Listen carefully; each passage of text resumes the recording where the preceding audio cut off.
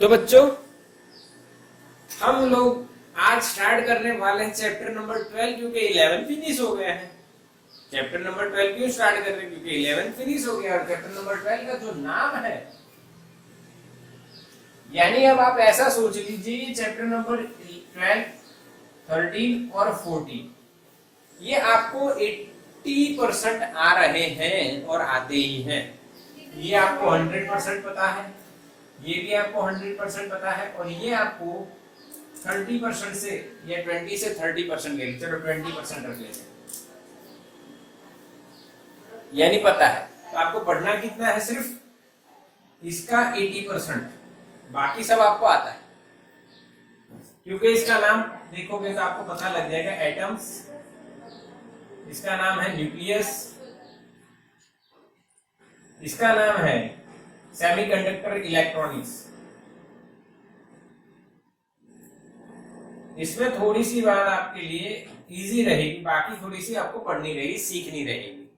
तो बच्चों, क्या समझ में आया एटम्स के बारे में, न्यूक्लियस के बारे में? केमिस्ट्री में पढ़े हो कि नहीं, बताओ? यही आपका बेनिफिट है, इसीलिए कहते रहते हैं जो चीज करो अच्छे से करो, कहीं ना कहीं आ जाएगी।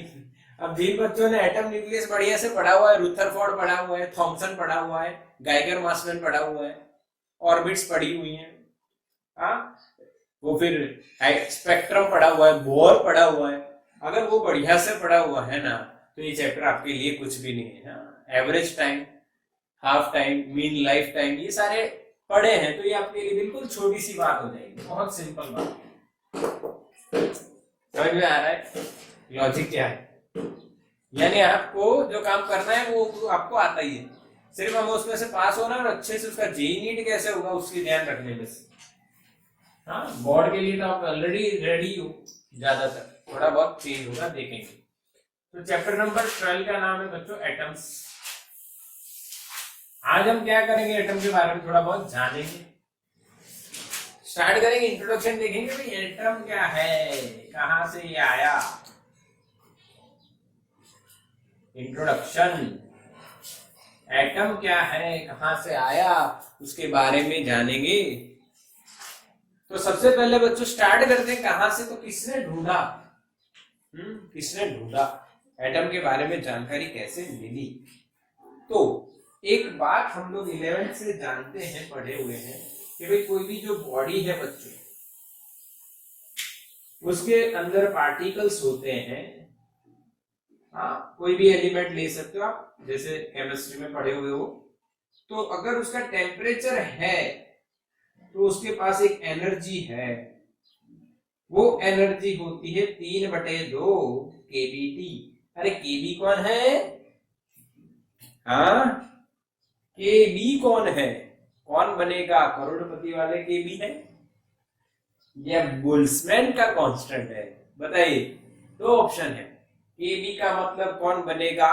करोड़पति, और दूसरा है बोल्ट्जमैन कांस्टेंट। तो आपका आंसर क्या है बताओ, ए या बी? बताओ, 50-50 नहीं बोल रहा, इसमें 50-50 क्या होगा फिर? 50-50, यस, नुपुर का आंसर सही है बच्चों, बी, बोल्ट्जमैन कांस्टेंट। यानी कि टेम्परेचर बढ़ने से एनर्जी मिलती है, एनर्जी मिलने से वो ऑसिलेट होते हैं, और ऑसिलेशन करने के बाद वो ईएम वेव्स जनरेट करते हैं। अरे वाह, क्या जनरेट करते हैं? ईएम वेव्स जनरेट करते हैं। बच्चों, एक बॉडी है जो गर्म होने पे ईएम वेव जनरेट करती है, और उससे आप स्पेक्ट्रम, इलेक्ट्रोमैग्नेटिक स्पेक्ट्रम बना सकते हो, उसमें अलग अलग अलग आपको वेवलेंथ मिलती है। तो ये आती कहां से है? ये बात जे जे थॉमसन ने सोची, और उन्होंने कहा कि भाई ये जो रेडिएशन हो रहा है, यानी कि ईएम वेव जनरेट हो रहे हैं, उनके अंदर कोई ऐसा रीजन होना चाहिए, उसके पीछे कोई रीजन होना चाहिए। तो उन्होंने एक प्लम पुडिंग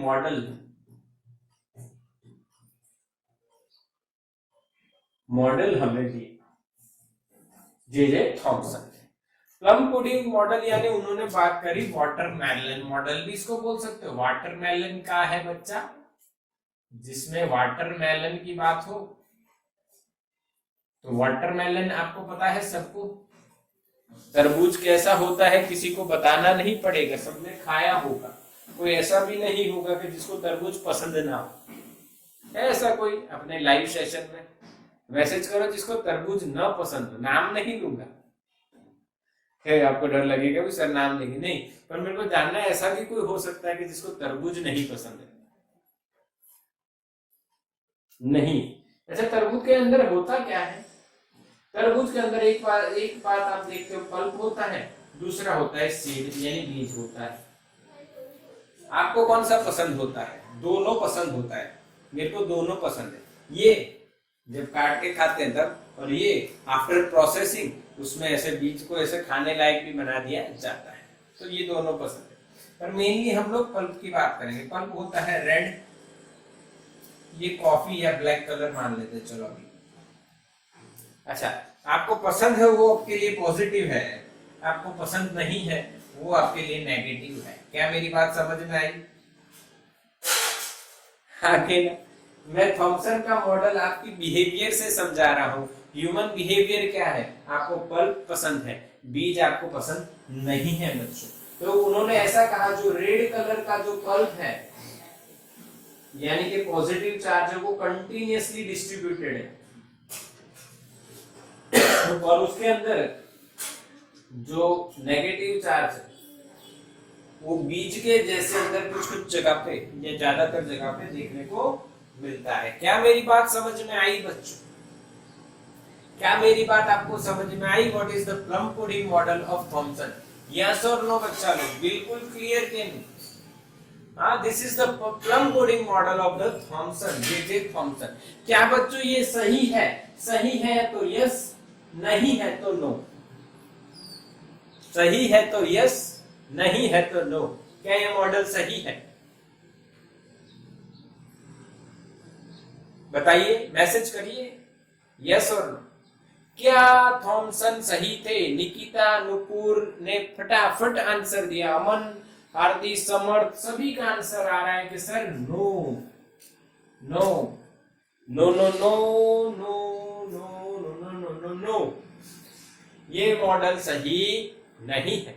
इस मॉडल में कुछ ना कुछ गलतियां हैं, यानी वो ऐसा कह रहे हैं कि पॉजिटिव चार्ज फैला हुआ है कंटिन्यूअसली, और उसके अंदर कुछ जगह पे जो बीज होते हैं उसकी तरह नेगेटिव चार्ज बैठा हुआ है। तो आप कहते हो this model is not reality, not real, ये रियल नहीं है। तो कई बच्चे सोच रहे होंगे ये रियल नहीं है, तो शायद ये बालाजी होगा, शायद ये बालाजी होगा। अगर रियल नहीं है तो, बालाजी नहीं है तो गोपाल होगा, हाँ के ना? Not real. ये जोक था बच्चों, हंस सकते हो। कई बच्चों को समझ में नहीं आया कि ये रियल बालाजी और गोपाल की बात क्या कर रहे हैं। तो भाई वेफर आती है अलग अलग कंपनी की, ऐसी बात कर रहे थे। तो ये रियल नहीं है बच्चों, यस। अच्छा, कहने के बाद हंस रहे हैं, क्या बात है। नॉट रियल, तो ये नॉट प्रैक्टिकली पॉसिबल और not real model. Why not real? There are some reasons and we have to prove this thing, okay? So that we have to use some basic fundamental laws or rules of the nature. Then we can prove that this model is not really or possible or not reality. Because if you want to prove something wrong, then you have to consider the nature rules, and you all know the all rules of the nature. First of all आपको पता है बच्चों के पहला आया सी, फिर आया N, और फिर आया एम, सी एन एम। किन लोगों की रिसर्च ने इस मॉडल को गलत प्रूव किया? तो पहला है कूलॉम, दूसरे हैं न्यूटन, और तीसरे हैं मैक्सवेल। कई बच्चे मैक्सवेल ऐसा मत सोचना आईपीएल चल रही है तो भाई ये मैक्सवेल वो अपने वो वाला मैक्सवेल नहीं है, ये मैक्सवेल साइंटिस्ट का नाम, यानी इसकी रिसर्च के अनुसार इसकी नहीं इनकी, they are all respected for us. Coulomb, Newton और मैक्सवेल, इनकी रिसर्च के बाद हम क्या कह सकते हैं? तो देखो ये रिसर्च आती है अपने इलेक्ट्रोस्टैटिक में, हाँ के ना, सही है कि नहीं? हाँ बच्चा, भंगार नहीं है ये बच्चों भंगार मांग रहे हैं, भंगार नहीं, दिवाली का टाइम है यानी सब लोग भंगार ढूंढ रहे हैं, तो आप भी अपना भंगार निकाल दीजिए दिमाग में से।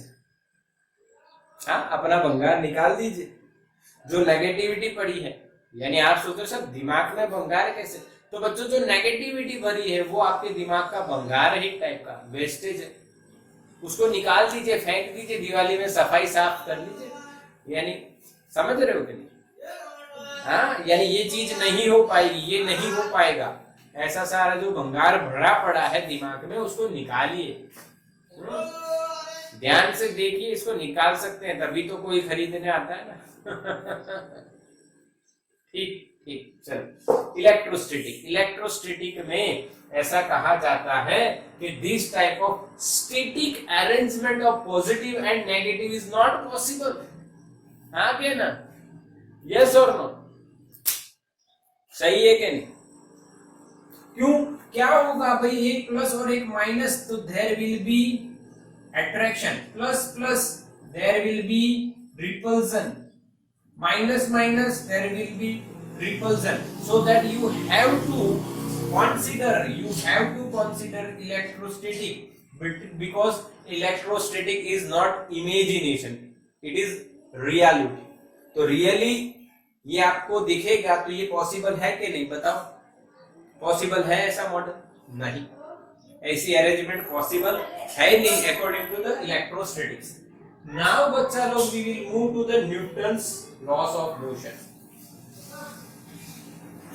न्यूटन्स लॉस ऑफ मोशन क्या कहता है मेरे बच्चों? If there is a force then there is an acceleration, तो एक्सेलरेटेड मोशन होना चाहिए।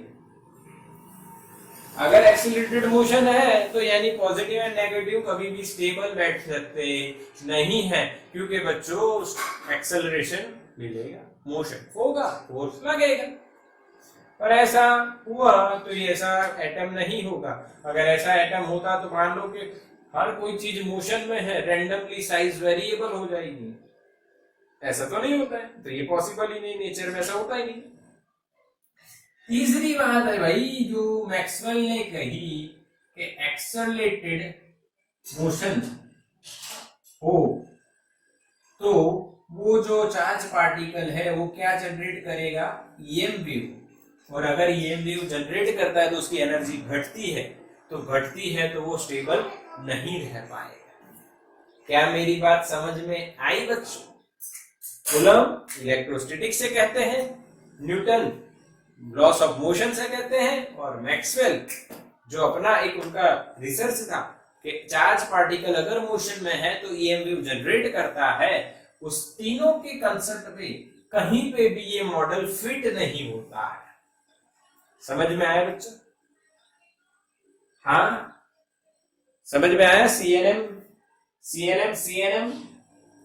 समझ में आया? Yes, CNM is the logic while Thomson's plum pudding model is not really possible. These three are the basic concepts of nature, so that we can say this model is not reality. Okay, समझ में आया ना? अब हम बात करते हैं Thompson साहब कहाँ है, लिखा ही नहीं है नाम। तो भाई जे थॉमसन क्यों इतने फेमस है? तो उन्होंने जो ये एटम है, ये जो एटम है उस एटम की जो रेडियस है उसका एक अप्रोक्सीमेशन दिया है, जो 10⁻⁻10 मीटर, या उसको आप एक एंगस्ट्रॉम कहते हो। इतनी होती है बच्चों। क्या मेरी बात समझ में आ रही है या नहीं आ रही है, या पूरी आ रही है या अधूरी आ रही है? बताओ बच्चों, कितनी आ रही है? समझ में आ रही है बात? बिल्कुल बिल्कुल पक्की कर लेनी है ये बात। इसीलिए तो थॉमसन साहब को हम याद रखते हैं, उन्होंने ये रिसर्च की है। Size of the atom, size of the atom या उसकी रेडियस अप्रोक्सीमेटली कितनी होती है? 10⁻⁻10 मीटर। अच्छा, ये कहां से ढूंढा उन्होंने? तो उन्होंने जो बॉडी के अंदर से वेव्स आते हैं उसकी लैम्बडा हो, लैम्बडा मतलब वेवलेंथ, उस वेवलेंथ से उन्होंने अंदाजा लगाया, या अपनी रिसर्च के अनुसार उन्होंने बताया कि भाई wavelength of the atom is 10 radius of the atom is 10⁻10। क्या बच्चों बिल्कुल क्लियर कंसेप्ट? तो स्क्रीनशॉट लो जल्दी से, आगे चलते, जल्दी करो। तो बच्चों, आप लोगों ने समझा कि आखिर जे थॉमसन का जो मॉडल है वो क्यों रियलिटी में देखने को मिला तो है, बट वो पॉसिबल नहीं है। क्यों पॉसिबल नहीं, वो हमने चर्चा कर ली बढ़िया से। अब हम बात करते हैं बच्चों, अब हम बात करते हैं Rutherford.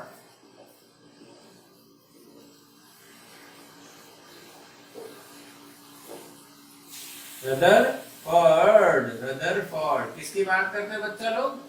Now we will discuss about the Rutherford. बच्चों, रदरफोर्ड ने क्या किया है? हाँ, रदरफोर्ड ने क्या किया है? Rutherford's alpha particle scattering experiment. You all know this, yes or no? Rutherford's alpha particle scattering experiment। तो ये है क्या बच्चों? क्या ये बताने की जरूरत है? पहले बात ये बताइए, क्या आप पढ़े हुए हो केमिस्ट्री में? यस और नो? हाँ, एक बार सिंपली जल्दी जल्दी से डिस्कशन कर लेते हैं। हाँ, रदरफोर्ड का अल्फा पार्टिकल का black chamber experiment. Black chamber experiment में क्या किया था उन्होंने? एक ब्लैक चैम्बर रखा, डार्क रूम बनाया, उसमें उन्होंने बिल्कुल फ्री स्पेस कर दिया, सारी हवा निकाल दी रूम की। फिर उन्होंने अल्फा पार्टिकल का बीम एक स्लिट में से पास किया, और स्लिट में से पास करने के बाद उन्होंने स्क्रीन पे पैटर्न देखी, इंटरफियरेंस या डिफ्रैक्शन पैटर्न जो देखी वो उन्होंने ऑब्जर्व। आफ्टर दैट उन्होंने क्या किया? जो रूम में से हवा निकाली थी वो हवा को वापस डाला। ऐसा किया नहीं, पहले हवा वाले रूम का एक्सपेरिमेंट किया होगा ना, तो उन्होंने फिर से ऑब्जर्व किया कि अब रूम में हवा है, एयर है। तो एयर के कारण क्या देखने को मिला उनको कि भाई जो स्लिट में से पास हुई अल्फा पार्टिकल की जो बीम थी, तो उसकी डिफ्रैक्शन पैटर्न बनी, वो फैल गई है। क्या हो गई है बच्चों? फैल गई है। ऐसा हुआ कि नहीं?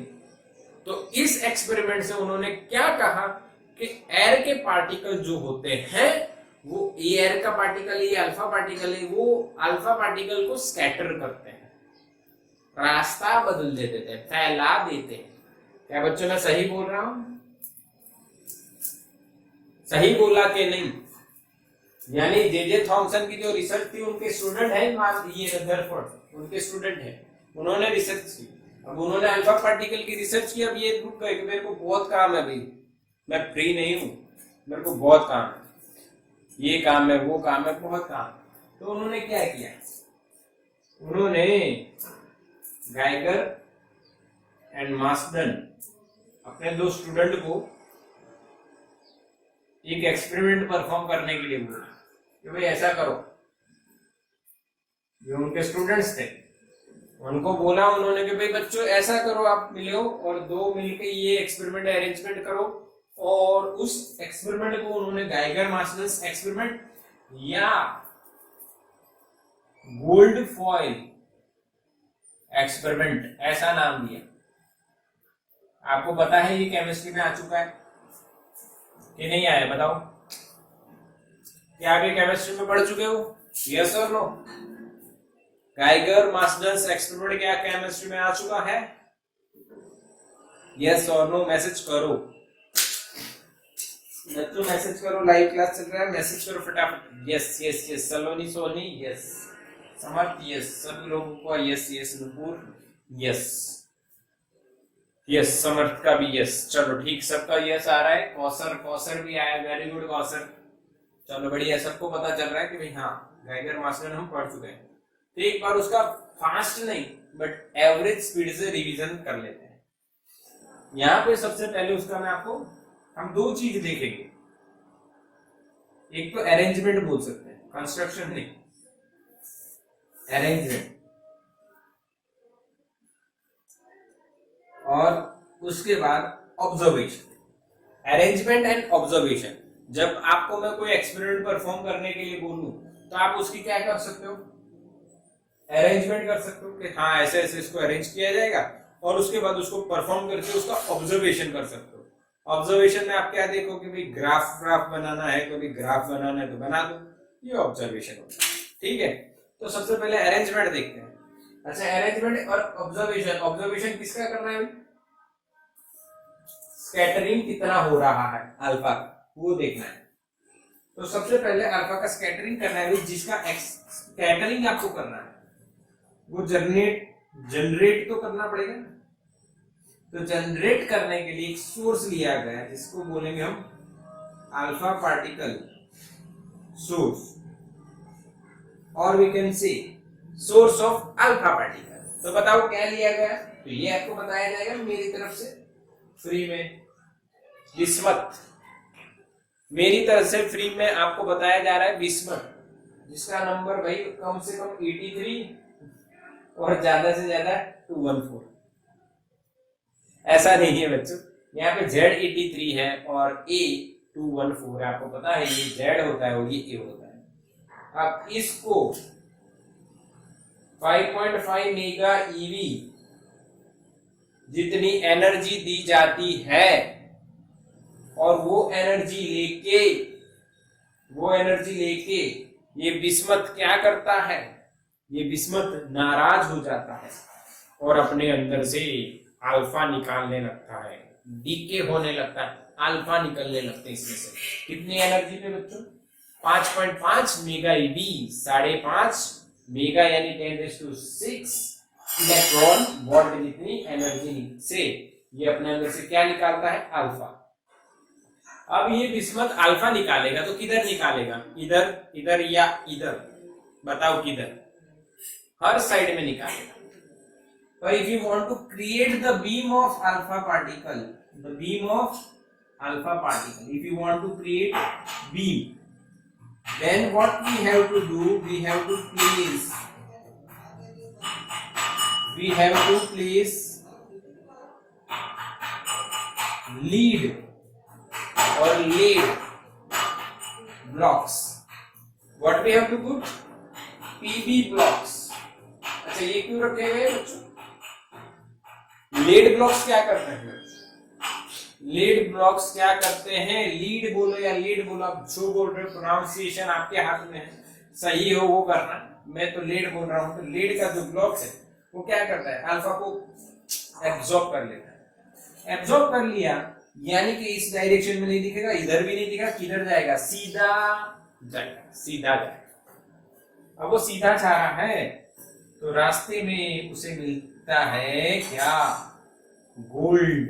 अरे वाह, क्या मिल गया अल्फा को रास्ते में, वो सीधा सीधा जा रहा था, अपनी जर्नी कर रहा था, अल्फा पार्टिकल का बीम सीधा सीधा जा रहा था, अपनी जर्नी कर रहा था, उसको बीच में क्या मिल गया, गोल्ड मिल गया। सही है, बढ़िया काम। ये जो गोल्ड फॉइल, अरे बाप रे, क्या मिल गई भाई, गोल्ड की फॉइल।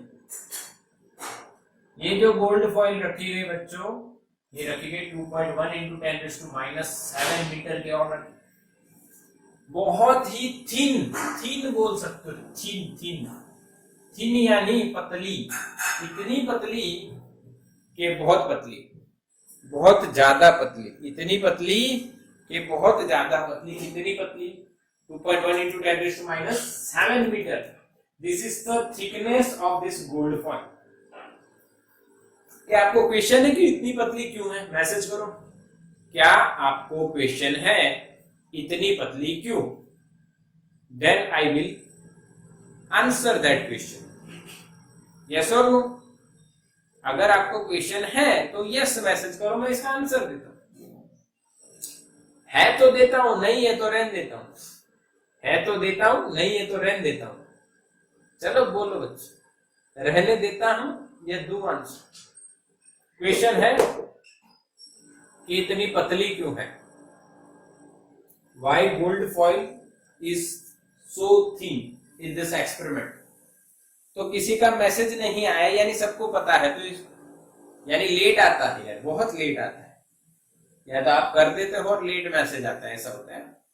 ठीक है, चलो कोई दिक्कत नहीं, फिर भी बता देते। मान लो ये गोल्ड फॉइल मोटी होती तो ऐसे इसके जो एटम्स है अंदर वैसे बहुत ज्यादा अरेंज होते हैं, और यहां से अल्फा पार्टिकल आता तो एक बार स्कैटर हुआ, दोबारा हुआ, तीसरी बार हुआ, चौथी बार हुआ, तो यहाँ पे हो गया मल्टीपल स्कैटरिंग। और अगर पतली हुई तो उसके जो एटम्स हैं वो एक ही लाइन में अरेंज हो जाएंगे, और कितनी बार स्कैटरिंग होगा?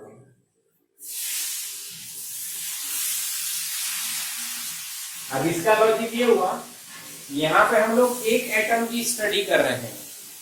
अब एक एटम की स्टडी करनी है तो जो स्कैटरिंग होगा वो एक से हो तो ही आप उसकी प्रॉपर्टी स्टडी कर पाओगे। अगर वो मल्टीपल से हो तो आप उसकी जो प्रॉपर्टी है वो स्टडी नहीं कर पाओगे। इसीलिए गोल्ड फॉइल की जो थिकनेस है बच्चों वो बहुत कम रखी गई। क्लियर है? ठीक, अभी सामने जाएंगे सीधे या टेढ़े, वो कैसे पता चलेगा? तो यहाँ पे एक स्क्रीन रखी गई, वो स्क्रीन पे बच्चों यहाँ पे उस ऊपर स्क्रीन के ऊपर जिंक सल्फाइड का लेयर बनाया गया। किसका बनाया गया? Zinc sulphide. भाई ये जो जिंक सल्फाइड का लेयर है वो बनाने का रीजन क्या है? क्योंकि जब ये इस पे आए, अब अल्फा पार्टिकल है उसकी साइज बहुत छोटी होती है तो दिखेगा नहीं तो पता कैसे चलेगा? तो पता ऐसे चलेगा जैसे ये अल्फा पार्टिकल यहाँ पे आएगा तो यहाँ पे लाइट देखने को, थोड़े से समय के लिए यहाँ पे थोड़ी सी लाइट देखने को मिलेगा। लाइट देखने को मिली इसका मतलब यहाँ पे कोई आया। कौन आया? Alpha particle. ठीक है, उसको बोला जाता है सिंटिलेशन। हाँ, सिंटिलेशन बोला जाता है कि भाई इस तरह से लाइट होती है। अब वो कहीं पे भी जा सकता है, इधर भी जा सकता है, स्कैटरिंग होकर इधर भी आ सकता है, मान लो थीटा एंगल पे आ गया, किधर भी जा सकता है। उसको डिटेक्ट करने के लिए हमें बहुत छोटी साइज को देखने के लिए हमें क्या रखना पड़ा? माइक्रोस्कोप डिटेक्टर, जिसने डिटेक्ट किया कि भाई यहाँ पे अल्फा पार्टिकल कितने आए, देख सके, गिन सके कितने आए। और साथ ही साथ मेरी बात ये भी समझना है, ये मूवेबल होना चाहिए, क्योंकि इसी जगह इतने आए तो इस जगह कितने आए, इस जगह कितने आए, हर जगह अलग अलग नंबर ऑफ पार्टिकल स्कैटर होके आए या कुछ तो बिना स्कैटर होके आ गए। तो ये डिटेक्ट करने के लिए मूवेबल माइक्रोस्कोप डिटेक्टर लगाया गया। क्या बच्चों अरेंजमेंट बिल्कुल पक्की कि कच्ची? पक्की के कच्ची? अरेंजमेंट बिल्कुल पक्की। एक्सप्लेनेशन बिल्कुल आपको समझ में आएगा कि अरेंजमेंट में क्या क्या क्या चीज क्यों लगाई गई है। बिल्कुल पक्का, कोई डाउट रखने वाली इसमें बात ही नहीं है। समझ में आ गया? अब दूसरा पॉइंट जो इसमें होता है बच्चों होता है ऑब्जर्वेशन। यहां पे ऑब्जर्वेशन क्या हुआ? क्वेश्चन आता है माइंड में, सर ऑब्जर्वेशन क्या हुआ होगा गाइगर मास्टर का? चलो देखते हैं। एक्सपेरिमेंट किसका था भाई? स्कैटरिंग का। तो स्कैटर कितने हुए अल्फा पार्टिकल वो ऑब्जर्व करना है। तो यहाँ पे 2 पॉइंट्स देखे गए कि भाई length greater than 1 degree, 1 degree से ज्यादा, यानी यहाँ पे ऐसे ये आए direction of propagation, of the beam of alpha particle, और ये डायरेक्शन से 1 डिग्री आप मेजर करो तो उससे ज्यादा कितने अल्फा पार्टिकल स्कैटर हुए पता है सिर्फ आपको? टोटल के ओनली 0.14%, यानी कि 0.14% के बाद के जितने भी पार्टिकल बचे, यानी कितने बचे, तो 99.86% जो पार्टिकल्स थे वो सारे 1 डिग्री के अंदर से ही निकल गए सीधे। समझ में आया कि इस बात का मतलब समझ में आ रहा है? और 90 डिग्री, 90 डिग्री, 90 डिग्री से ज्यादा बच्चों, 90 डिग्री से ज्यादा 1 आउट ऑफ 8,000 पार्टिकल में से सिर्फ एक ही ऐसा निकला जो 90 डिग्री से ज्यादा, ये 0 डिग्री, फिर ये 90 और इससे ज्यादा एंगल पे स्कैटर हुआ, बहुत ही कम। ठीक है, फिर इस ऑब्जर्वेशन में उन्होंने ग्राफ भी बनाया है। ग्राफ किसका बनाया बच्चों? तो ग्राफ बनाया उन्होंने number of scattered alpha particles versus angle of scattering, वे कितने एंगल पे स्कैटर हुए होंगे, ये उन्होंने बनाया भाई। ये बनाया, इसमें किस तरह से बना? तो इस तरह से बना, डिक्रीज होते हुए मैनर में हुआ। जैसे एंगल बढ़ा वैसे नंबर ऑफ पार्टिकल्स जो डिक्रीज होते गए, और जो प्रैक्टिकली वैल्यूज मिली वो उन्होंने डॉट्स के फॉर्म में बताई हुई है। एनसीईआरटी में ग्राफ देखोगे ना तो उसमें दिखेगा आपको ये जो डॉट्स हैं वो प्रैक्टिकल वैल्यूज हैं और बाकी जो वैल्यूज है वो थियोरेटिकल वैल्यूज। समझ में आया? हाँ के ना? यस और नो बच्चों? बिल्कुल क्लियर डेटा दिख रहा है ना? यस, बिल्कुल सही से समझ में आ रहा है। चलो, समझ में आया ना पूरा? गैगर मास्टन का जो ग्राफ बना हुआ है, ऑब्जर्वेशन जो दो किए, इसमें ऑब्जर्वेशन एक और आप कर सकते हो। ऐसा देखो, डिक्रीजिंग है तो प्रैक्टिकल वैल्यूज है वो डॉट्स है। तो एनसीईआरटी में आप देखोगे तो इनकी एक एवरेज वैल्यू मिलेगी भाई 10 से लगभग नंबर ऑफ स्कैटरिंग 15 से कम, 15 डिग्री से कम। यानी आप यहाँ पे 15 डिग्री देखो तो यहाँ पे आपको number of scattering alpha particles 10⁵ मिल जाएंगे। यानी 15 जितने लगभग 10 की 5 पावर यानी 1 लाख अल्फा पार्टिकल्स 15 डिग्री के अंदर अंदर स्कैटर हो जाते हैं। हाँ, फिर 150 के आसपास आपको दिखेंगे, 150 के आसपास। तो 150 के आसपास ये वैल्यू लगभग 100 यानी 10⁵ के कम होती है, यानी 80 के आसपास होती है। 100 से कम यानी 80 के आसपास होती है 150 डिग्री।